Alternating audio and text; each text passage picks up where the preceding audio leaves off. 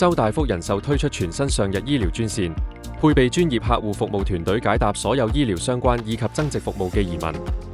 簡單如身體檢查服務查詢以及複雜嘅醫療問題，上日醫療專線嘅醫療團隊都會為你一一解答。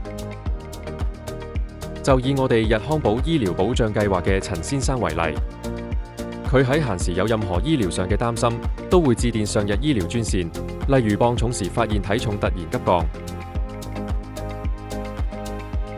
有一日，佢喺工作嘅時候，突然喉嚨感到非常疼痛。喺最需要醫療意見嘅時候，佢立即致電上日醫療專線。陳先生喺電話入面講述佢長期喉嚨痛，亦有長期咳嗽等病徵。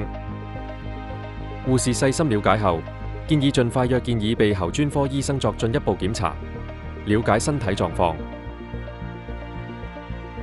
經檢查後，報告發現陳先生確診鼻咽癌。佢立即打俾上日醫療專線，專線護士解釋報告內容，及提供腫瘤科醫生轉介俾陳先生選擇，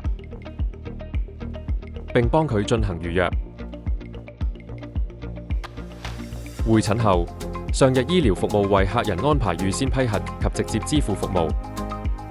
經批核後，周大福人壽會為客人直接支付有關嘅醫療費用，令客人可以安心進行治療，無需為醫療費用煩惱。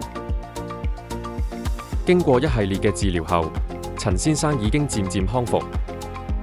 日後無論喺街外或家中，當有任何健康疑問或者需要，佢就會打上日醫療專線，揾佢信任嘅護士解答大大小小嘅醫療問題。